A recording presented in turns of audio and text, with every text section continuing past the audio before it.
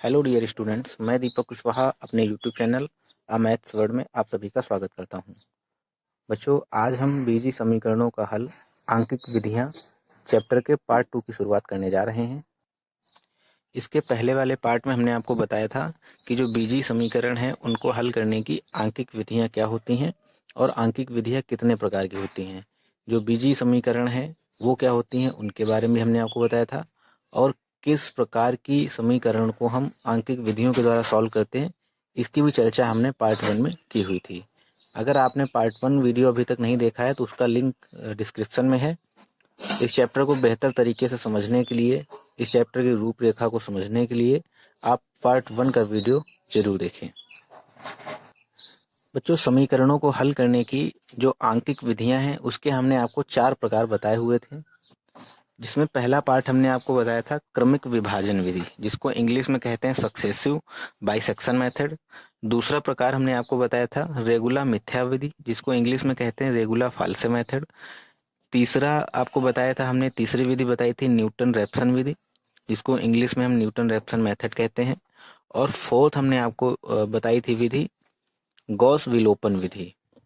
तो बच्चों, ये चारों जो आपकी विधियां हैं इन्हीं को हम आंकिक विधियों के नाम से जानते हैं। और कोई भी हमें जो समीकरण दी रही होगी, बीजीय समीकरण दी रही होगी, उसको हम इन्हीं चारों विधियों के माध्यम से कैसे सॉल्व करेंगे, क्या मेथड रहता है, क्या तरीका रहता है, उसकी हम चर्चा बारी बारी से करेंगे। तो बच्चों, आज हम जिस आंकिक विधि की हम शुरुआत करने जा रहे हैं, पहली आंकिक विधि है क्रमिक विभाजन विधि। आज हम क्रमिक विभाजन विधि यानी कि सक्सेसिव बाइसेक्शन मेथड की ऊपर बात करेंगे, इसके ऊपर चर्चा करेंगे। तो बच्चों, हेडिंग डाल लीजिए क्रमिक विभाजन विधि। बच्चों, जो आपको प्रश्न दिया रहेगा, जो इक्वेशन दी रही होगी, उसमें आपसे कहा जाएगा, कोई इक्वेशन दे के आपसे कहा जाएगा कि इस प्रश्न को या इसके जो मान हैं क्रमिक विभाजन विधि के द्वारा ज्ञात कीजिए। कैसे प्रश्न दिया रहता है, हम आपको साथ में एक प्रश्न भी लेके चल रहे हैं ताकि आप इस हेडिंग के ऊपर आधारित प्रश्नों का नेचर भी समझ सकें। जैसे क्वेश्चन दिया गया है समीकरण x cube minus 3x x cube minus 3x minus 8 बराबर 0। मान लो इस तरीके से आपको एक इक्वेशन दी गई है और आपसे कहा जा रहा है समीकरण का वास्तविक मान या वास्तविक मूल, मूल का मतलब बच्चों x की वैल्यू, वास्तविक मूल 3 शुद्ध दशमलव स्थानों तक ज्ञात करें। बच्चों, इस तरीके से प्रश्न आपको दिए रहेंगे का वास्तविक मूल क्रमिक विभाजन विधि द्वारा, यहाँ लिख लीजिए बच्चों, का मूल क्रमिक विभाजन विधि द्वारा 3 शुद्ध दशमलव स्थानों तक ज्ञात करें। ये बच्चों आपको प्रश्न दिया रहेगा। जो इक्वेशन दी रहेगी उसको हम मानते हैं कि ये fx दी गई है, fx बराबर 0 के फॉर्म में आपको मान के चलना है। ये जो इक्वेशन है वो x के उसमें दी गई है और इसको हम मान लेते हैं कि fx है बराबर 0। तो इस तरीके से प्रश्न आपको बिल्कुल समझ नहीं आ रहा होगा कि हमें इसे कैसे करना है, क्या तरीका रहेगा। तो इस क्वेश्चन को अगर हमें क्रमिक विभाजन विधि से सॉल्व करना है तो क्या तरीका रहेगा, सभी बच्चे बिल्कुल वीडियो के लास्ट तक बने रहेंगे और बहुत ही मन लगा के ध्यान से समझेंगे। एक पेन और एक कॉपी ले लीजिएगा बच्चों। तो बच्चों, इसमें नीचे हेडिंग डालिए वर्किंग रूल। क्या स्टेप्स होते हैं क्रमिक विभाजन विधि से किसी भी इक्वेशन को सॉल्व करने के। तो सबसे पहला जो आप स्टेप लिखेंगे वो लिखेंगे कि माना fx बराबर 0। क्या मानेंगे बच्चों, जो इक्वेशन आपको दी रहेगी उसको हम fx बराबर 0 मान के रखेंगे। लिख लीजिए माना fx बराबर 0 कोई दी हुई समीकरण है। बच्चों, दूसरा स्टेप क्या रहेगा, find a and b such that, अरे बच्चों हिंदी में लिख देते हैं, बच्चों इस समीकरण में जो हमें इक्वेशन दी है, जैसे कि x³ माइनस 3x माइनस 8 बराबर 0, इसमें हम अपनी तरफ से कोई भी वैल्यू a और b इस तरीके से मानेंगे कि मानने पर इस दिए हुए फंक्शन का मान एक बार निगेटिव मिले और दूसरी ऐसी संख्या माने कि उसको रखने पर हमें दूसरा जो मान है वो पॉजिटिव मिले। नहीं समझ पाए बच्चों? हमें अपनी तरफ से इसमें मान लो a बराबर अपनी तरफ से हमने x बराबर अपनी तरफ से हम एक माने और वो एक यहाँ पर अगर रखें तो इस पूरे फंक्शन का जो मान है वो हमको ऋणात्मक मिले, निगेटिव मिले। x बराबर 2 माने, 2 हमें वैल्यू माननी है, a और b हमें इस तरीके से मानना है कि इसमें रखने पर इस दिए गए फंक्शन की वैल्यू निगेटिव मिले और पॉजिटिव मिले। 1 रखने पर अगर निगेटिव मिल रही तो हमें एक और ऐसी नज़दीक की इसकी संख्या ऐसी माननी है कि इसमें रखें तो हमें पॉजिटिव मिले। 1 रखने से अगर ये निगेटिव मिल रहा है तो -1 रख के देख लें, पॉजिटिव मिल जाए। अगर नहीं मिल रहा है तो हम 2 रख के देख लें, 2 रखने से नहीं मिल रहा हम 3 रख के देख लें। मतलब एक बार निगेटिव मिलना चाहिए, एक बार पॉजिटिव मिलना चाहिए। अभी आप नहीं समझ पाए, अभी हम आपको बता रहे हैं। सबसे पहले दूसरा स्टेप लिखिए, ए और बी इस प्रकार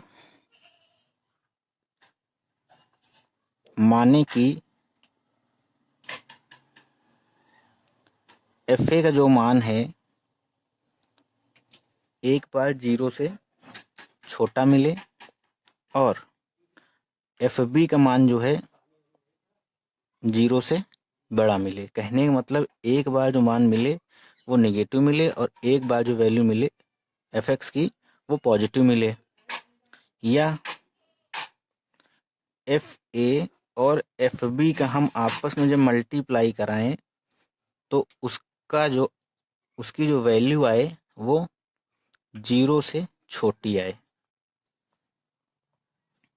ये पार्ट मतलब इसका स्टेप 2 आपके समझ में अगर नहीं आया है तो इसको जब अभी हम क्वेश्चन के ऊपर अप्लाई करेंगे तब आपको ये बेहतर तरीके से समझ में आएगा। तीसरा स्टेप बच्चों लिखिए, तीसरा स्टेप 3.1 मान लिया। इसके बाद प्रथम सन्निकट मान, सन्निकट मान नीचे दिए गए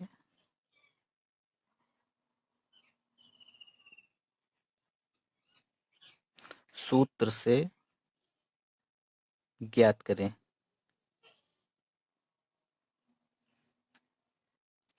अब बच्चों आप कंफ्यूज हो रहे होंगे कि प्रथम सन्निकट मान इसका मतलब क्या हुआ, इस सन्निकट क्या होता है? सन्निकट मतलब निकट, यानी कि इसको आप इंग्लिश में लिख लीजिए, फर्स्ट अप्रोक्सीमेट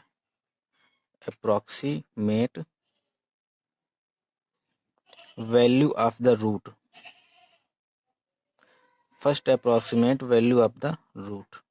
ये सारे जो शब्द हम यहाँ पर लिख रहे हैं अभी आपको बेहतर तरीके से समझ में आएंगे जब हम इन सारे स्टेप्स को इस क्वेश्चन के ऊपर अप्लाई करेंगे। तो बिल्कुल ध्यान से वीडियो के लास्ट तक बच्चों बने रहिएगा, बिल्कुल भी स्किप मत कीजिएगा। तो हमें जब ए और बी की वैल्यू पता चल जाएंगी तब हम प्रथम सन्निकट मान निकालेंगे। प्रथम सन्निकट मान को बच्चों हम x नॉट से डिनोट करेंगे, x0 से डिनोट करेंगे और ये कैसे निकलेगा, a प्लस बी अपॉन में 2। कैसे निकलेगा, a प्लस बी अपॉन में 2 यहाँ से निकलेगा। ठीक है, मतलब जो हम a और b की वैल्यू मानेंगे उनको आपस में जोड़ के हमें 2 से डिवाइड कर देना रहेगा। इसके बाद ये जो x0 की वैल्यू हमें मिल जाएगी, या आप x1 मान लीजिए, x1 मान लेते हैं। ये जो हमें बच्चों x1 की वैल्यू मिल जाएगी, इस x1 की वैल्यू पर हम पूरे फंक्शन को एग्जामिन करेंगे, देखेंगे क्या f(x1) पर जो फंक्शन की वैल्यू है वो निगेटिव आ रही है क्या पॉजिटिव आ रही है, निगेटिव मिल रही वैल्यू या पॉजिटिव मिल रही है। तो इसके बाद नीचे लिख लीजिए, calculate f(x1) and examine its sign. कहने का मतलब f(x1) की गणना करें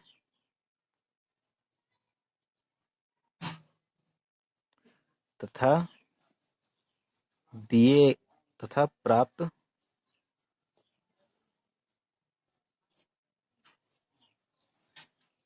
चिन्ह को देखें।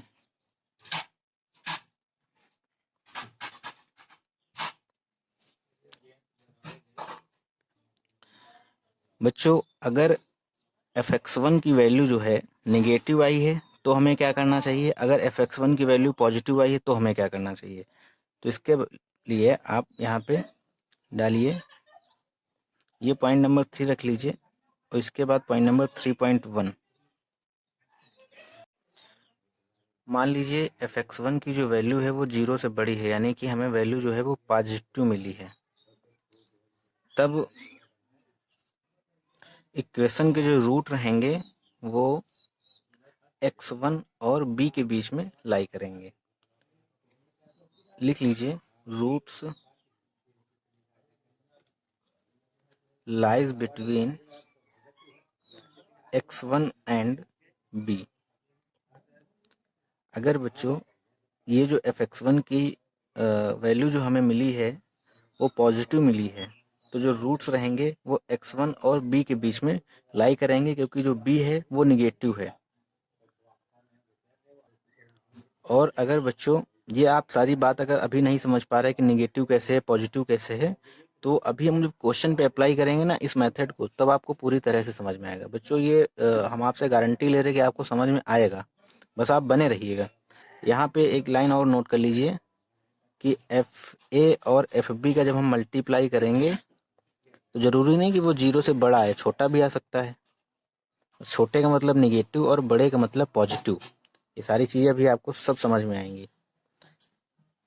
तो अभी बच्चों जब हमें fx1 की वैल्यू पॉजिटिव मिली तब ये है, और अगर नीचे लिख लीजिए 3.2 डाल के, 3.2 बाद में डालिएगा, तो जो रूट्स लाई करेंगे वो x1 और b के बीच में लाई करेंगे। तब हम फाइंड सेकेंड, तब दूसरा हमें अप्रॉक्सीमेट रूट फाइंड करना है। वो किससे मिलेगा, approximate find second approximate root. Root का मतलब वैल्यू, x2 बराबर क्या मिलेगी हमें, x1 प्लस बी अपॉन में 2, x1 प्लस बी अपॉन में 2, x1 प्लस बी अपॉन में 2। अब बच्चों अगर fx1 की वैल्यू जो है हमें निगेटिव मिलती है तब क्या होगा, 3.2 पॉइंट लिख लीजिए कि यदि fx1 की वैल्यू जो है निगेटिव मिले हमें, तब बच्चों जो रूट्स हैं lies between a and x1। तब जो रूट्स हैं बच्चों a और x1 के बीच में लाई करेंगे, क्योंकि x1 जो है निगेटिव है और a कैसा है, पॉजिटिव है। यहाँ पर fa पॉजिटिव है और fb क्या है, निगेटिव है। इसलिए हम एक निगेटिव और एक पॉजिटिव लेके चलते हैं। इसलिए x1 जब हमें पॉजिटिव मिल गया तो हम यहाँ पर निगेटिव जो था उसको लेके चलेंगे। अगर हमें x1 निगेटिव मिल गया तो यहाँ पे जो पॉजिटिव वैल्यू थी वो हम लेके चलेंगे। कैसे करेंगे अभी सब समझ में आएगा आपको। तो ये बच्चों ax1, तब देन सेकेंड अप्रॉक्सीमेट रूट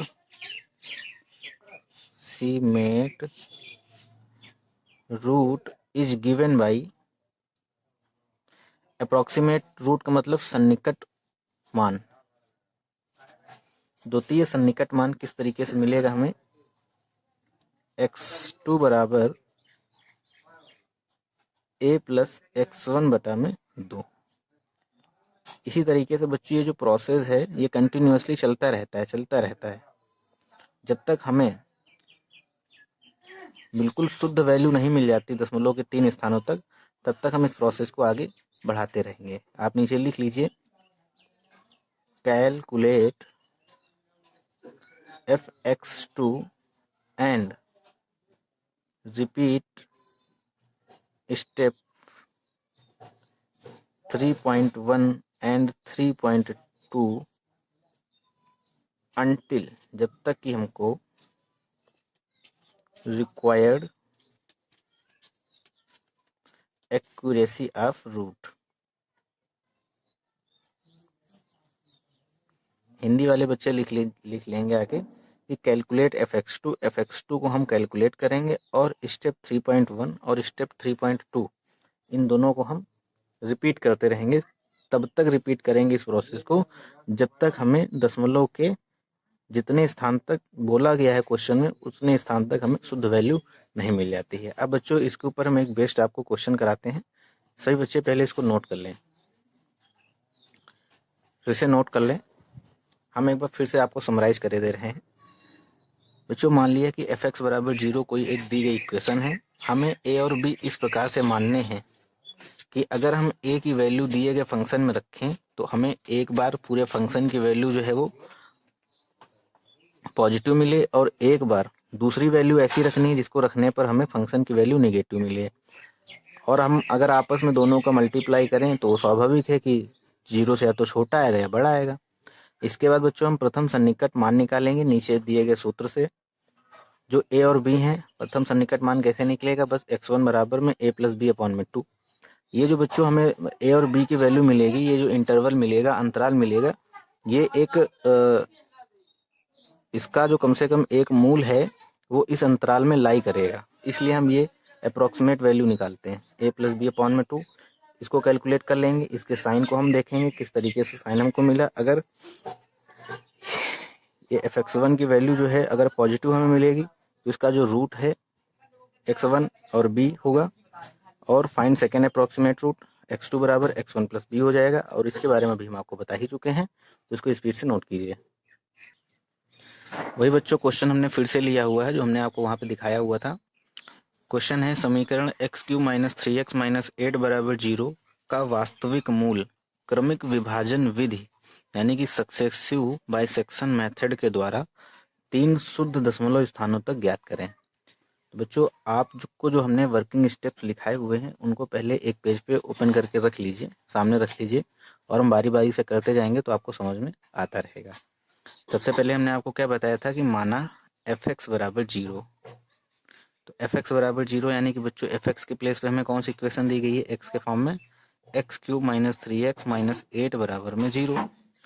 इसके बाद हमें ए और बी इस तरीके से मानने हैं कि अगर हम वैल्यू इसमें रखें तो एक बार हमें दिए गए फंक्शन की वैल्यू निगेटिव मिले और दूसरी वैल्यू ऐसी माननी है कि उसको जब हम रखें तो इसमें दिए गए फंक्शन की वैल्यू निगेटिव मिले, एक बार पॉजिटिव मिले एक बार निगेटिव मिले। तो हमने मान लिया बच्चों f1 बराबर में x बराबर हमने 1 मान लिया। हमने माना इसलिए सबसे पहले हम f1 देखे ले रहे हैं। रखें यहाँ पे 1, x के प्लेस पे 1 रखें तो 1 माइनस 3 माइनस 8 बराबर में हमें क्या मिलेगा, माइनस का 10। यानी कि 1 रखने पे हमें फंक्शन की वैल्यू कैसी मिली, निगेटिव मिली। फंक्शन की वैल्यू निगेटिव मिली। अब एक बार हम 2 रख के देखिए ले रहे हैं फंक्शन में, देखते हैं हमें क्या मिलता है। 2 रखेंगे तो हमें मिला यहाँ पे 2 दूनी 4 दूनी 8 और माइनस 2 यहाँ 6 माइनस 8 बराबर हमें बच्चों क्या मिला यहाँ पर 8 से 8 कैंसिल यानी कि -6। 1 के बाद अगर हमने 2 रखा तो भी हमें वैल्यू निगेटिव मिली। इसके बाद हम इसके आगे रख के देखेंगे, 3 रख के देखे ले रहे हैं, f3 रख के देखें। एक बार अगर निगेटिव मिले फंक्शन की वैल्यू तो हमें वैल्यू अपने आप बढ़ाते क्रम में लेते रहना है, बढ़ते हुए क्रम में लेते रहना है। या आप माइनस भी ले सकते हैं, -1 -2 -3 भी ले सकते हैं। हम प्लस लेके चल रहे 1 2, इस बार हम 3 रख के देखे ले रहे। अगर नहीं मिलेगी फंक्शन की वैल्यू पॉजिटिव तो हम -1 रख के देख लेंगे, -2 रख के देख लेंगे। चलो हम f3 रख के देख रहे हैं क्या हमें मिलता है। तो ये हो जाएगा बच्चों 27, ये हो जाएगा माइनस का 9 और माइनस का 8। यहाँ पे हमें जो फंक्शन की वैल्यू है 17 27 यानी कि पॉजिटिव में 10 मिल रही है। तो बच्चों f2 पे निगेटिव है और फिर हम देखते हैं कौन नज़दीक है, वो उसी इंटरवल को हम ले लेते हैं। हम चाहें तो 1,3 भी ले सकते हैं ए और बी की वैल्यू, लेकिन सबसे नज़दीक में देखा जाता है कि 3 के नज़दीक में कौन है। अगर यहाँ पे पॉजिटिव हमें मिला है तो उसके नज़दीक में किससे हमें निगेटिव मिला है, तो 2 से हमें निगेटिव मिला है। अगर 3 पर भी ये निगेटिव हो जाता है तो 4 रख के देखते हैं। तो 3 और 4 नज़दीक हैं तो हम इंटरवल 3 और 4 ले लेते हैं। तो यहाँ पे ए और बी की वैल्यू बच्चों क्या हमने मिल गई, 2 और 3 लिख लीजिए। इसलिए F2 जो है वो निगेटिव है एंड F3 जो है वो बच्चों क्या है, पॉजिटिव है। इसलिए जो रूट इंटरवल है यानी कि मूल अंतराल है वो हम क्या लेंगे बच्चों, 2,3। इसलिए मूल अंतराल जो है बच्चों 2,3 में स्थित है। तो ये स्टेप हो गए जो ए और बी की वैल्यू माननी थी, हमने मान लिया कि ये ए है और ये बी है। इसके बाद बच्चों ये पॉइंट नंबर 3 देखिए जो हमने लिखाया था, सेकेंड स्टेप तक का वर्क हो गया, ये फर्स्ट स्टेप था और ये सेकेंड स्टेप तक का वर्क हो गया। अब थर्ड स्टेप में हमने आपको क्या बताया था कि फाइंड फर्स्ट अप्रोक्सीमेट रूट, हमें पहला सन्निकट मान निकालना है। कैसे निकलेगा वो, x1 बराबर a प्लस बी अपॉन में 2 करके। यहाँ लिखिए मूल का प्रथम सन्निकट मान, ब्रैकेट में लिख लीजिए first approximate value of the root, first approximate value of the root क्या माना था हमने, x1 बराबर a प्लस बी अपॉन में 2। क्या हो जाएगा, a का मान 2 है, b का मान 3 है, अपॉन में 2 यानी कि 5.2 यानी कि 2.5। x1 की वैल्यू क्या आ गई बच्चों, 2.5।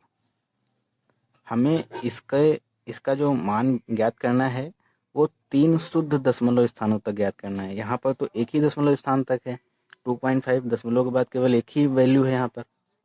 तो हमें अब इसी तरीके से x2 निकालना है, उस पर भी अगर नहीं आएगा तो हम x3 निकालेंगे। तो कैसे करेंगे आगे लिखिए। तो बच्चों इसके बाद हमने आपको 3.1 स्टेप में क्या लिखाया था, इसके बाद ये जो x1 की वैल्यू हमको मिल जाती है तो इस x1 की वैल्यू पर हम फंक्शन चेक करते हैं कि इसका साइन कैसा है, पॉजिटिव है या निगेटिव है। आप स्टेप्स देखिए अपने कॉपी में जो लिखा हुआ है, देखिए इसके साइन कैसे मिलते हैं।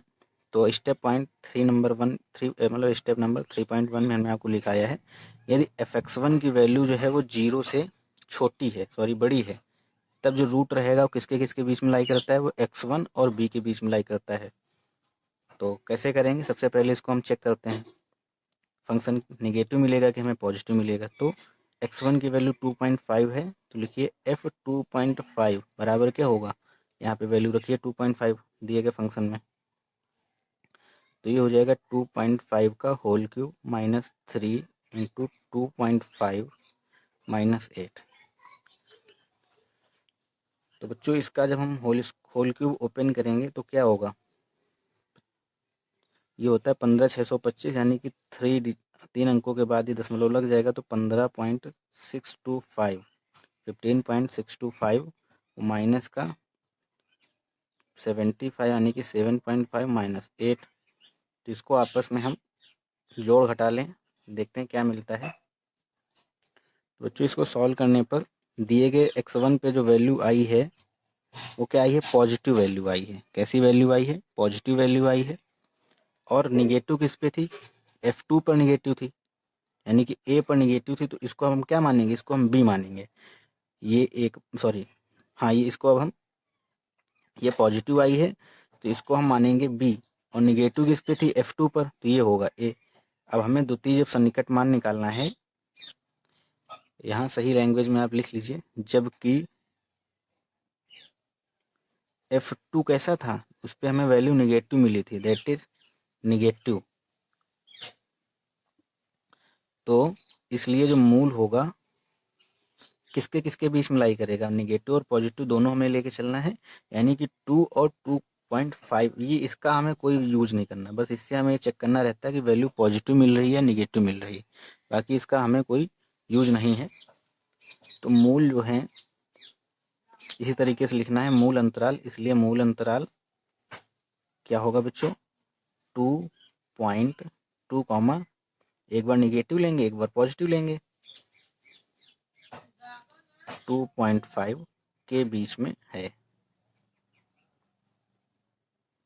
इसलिए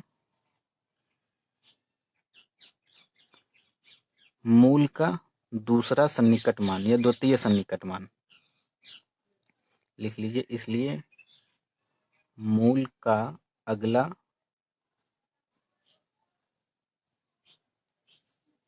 द्वितीय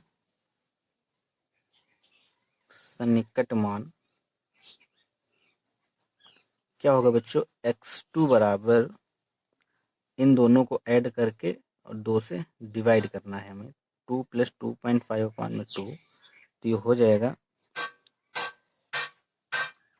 2.225। x2 क्या आया, 2.225। अभी भी हमारा काम जो है वो बनते हुए नहीं दिखा है बच्चों, क्योंकि हमें जो वैल्यू फाइंड करनी है x की, जो इसके मूल फाइंड करने हैं, रूट्स फाइंड करने हैं, वो 3 शुद्ध दशमलव स्थान तक फाइंड करने हैं। यहाँ पर तो दशमलव के बाद केवल 2 ही डिजिट हैं, यानी कि अभी हमें ये प्रोसेस एक बार और करना रहेगा। कैसे करेंगे, पहले इसको यहाँ तक नोट कर लीजिए। बेहद आसान प्रक्रिया है, नोट कीजिए इसको। बच्चों एक बात हम फिर से आपको यहाँ पर बता देना चाहते हैं, अगर ये वैल्यू यहाँ पर हमें निगेटिव मिल जाती तो हम यहाँ पे पॉजिटिव वैल्यू देखते कौन थी, उसको फिर हम साथ में लेके चलते हैं।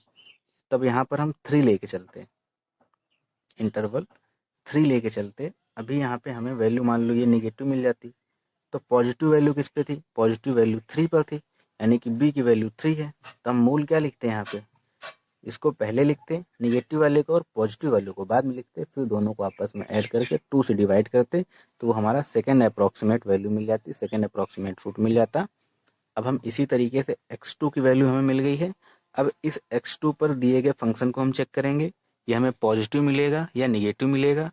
अगर निगेटिव मिलेगा तो फिर हम रूट देखेंगे, इसके और इसके बीच में क्या लेके चलना है, कैसे करेंगे आगे हम आपको बता रहे, पहले यहाँ तक आप नोट कीजिए। हमने आपको इसमें 3.2 के बाद में नीचे लाइन लिखाई थी, calculate fx2 and repeat step 3.1 and 3.2, इस तरीके से लिखाया था, until the required accuracy of the root, इस तरीके से लाइन लिखाई थी। तो जब तक हमें हमारे दिए गए मतलब जो प्रश्न में हमें कहा जा रहा है वहाँ तक अगर हमें वैल्यू नहीं मिल जाती है तो इसी स्टेप को हम रिपीट करते रहेंगे बार बार। तो अब हम इस वाले f2.25 पर इस वाले फंक्शन की वैल्यू देखते हैं, निगेटिव मिलती है कि पॉजिटिव मिलती है। इसलिए हम क्या करेंगे, f2.25 को x के प्लेस पे पुट करेंगे, यानी कि 2.25 का होल क्यूब माइनस 3, x के प्लेस पे 2.25 माइनस 8। इसको जब बच्चों हम कैलकुलेट करेंगे, ये लॉन्ग में क्वेश्चन हमेशा पूछा जाता है, इसलिए काफ़ी लेंदी प्रोसेस होता है, इसका क्यूब वगैरह करना जो रहता है थोड़ा लेंदी पड़ जाता है, इसलिए लॉन्ग में ही इससे क्वेश्चन बनते हैं और इम्पॉर्टेंट भी है। तो इसको बच्चों सॉल्व करते हैं। हमने दशमलव के स्थान तक ले लिया, मान लो इसकी वैल्यू आई है, सॉल्व करेंगे तो और आगे तक जाएगी, लेकिन हमें केवल यहाँ पर साइन से लेना देना रहता है कि साइन क्या आएगा, इसलिए आगे के हमने कुछ दशमलव के बाद के जो हैं वो उनको हमने छोड़ दिया हुआ है। ये मान लो 11.39 इसका क्यूब आया हुआ है, इसको जो हमने आपस में मल्टीप्लाई कराया तो 6.75 आया और ये -8। यहाँ से हमें बस केवल ये चेक करना है कि वैल्यू जो है फंक्शन पर निगेटिव है कि पॉजिटिव है।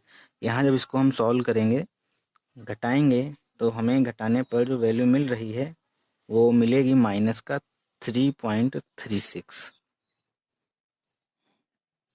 क्योंकि ये आपस में ऐड हो जाएंगे 8, 6, 14, और जब हम लेस घटाएंगे इसमें तो दशमलव के बाद चाहे जितने ही अंक क्यों ना लिखे हों, लेकिन इधर अगर बड़ा है तो ये छोटा ही होगा, तो निगेटिव आएगी वैल्यू। तो ये बच्चों हमें क्या मिला, ये निगेटिव मिला। तो जब वैल्यू निगेटिव मिली है तो यहाँ पे पॉजिटिव वैल्यू कौन सी थी, यहाँ ये वैल्यू निगेटिव मिली है तो इस वाले इंटरवल में पॉजिटिव वैल्यू कौन सी थी, उस वैल्यू को हम लेके चलेंगे। अब हम उस वाले इंटरवल को छोड़ देंगे जो एक हम अभी था, जस्ट उसके पहले वाले इंटरवल पे हम फोकस करेंगे। अब इस इंटरवल में हमें देखना है कि पॉजिटिव क्या था, यहाँ निगेटिव ये मिल गया तो पॉजिटिव किस पे था, f2.5 पॉजिटिव था, देखो ये पॉजिटिव वैल्यू यहाँ पर हमें मिली। तो अब आपका नया इंटरवल क्या हो जाएगा, यहाँ पे लिख लीजिए, जबकि जैसे यहाँ पे अपने आप लिखा था f2 बराबर निगेटिव, यहाँ पे लिख लीजिए इसी तरीके, जबकि f2.5 बराबर 0.125, यही तो वैल्यू आपने निकाली थी, ये क्या है, पॉजिटिव है। 0.125 पॉजिटिव है, इसलिए जो मूल है 2.25, 2.5 के बीच में है। यहाँ तक बच्चों आशा करते हैं कि आपको समझ में आया होगा। अब यहाँ लिख लीजिए इसी तरीके से, इसलिए मूल का अगला तृतीय सन्निकट मान, मूल का तृतीय मतलब थर्ड अप्रोक्सीमेट रूट,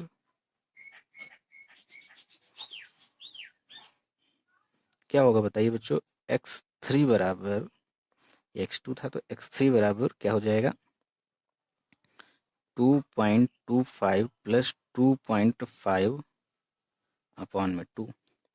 इसे सॉल्व कर लीजिए। सॉल्व करने के बाद में बच्चों ये 2.375 ये एक्यूरेट वैल्यू है जो हमें चाहिए थी। 3 शुद्ध दशमलव स्थानों तक जो हमें वैल्यू इसके रूट की पता करनी थी, वो बाइसेक्शन मेथड के द्वारा हमें पता चल गई है। आशा करते हैं बच्चों सभी को ये क्वेश्चन समझ में आया होगा। अगर आपको समझ में आया तो इस वीडियो को लाइक करें और अपने सभी दोस्तों में ज़्यादा से ज़्यादा शेयर करें। और बच्चों अगर आप चैनल पर अभी तक नए हैं, चैनल को सब्सक्राइब नहीं किया है तो चैनल को सब्सक्राइब कर लें। कल हम नेक्स्ट मेथड की बात करेंगे, रेगुला मिथ्या विधि यानी कि रेगुला फाल्से मेथड। सभी बच्चों को बहुत बहुत धन्यवाद।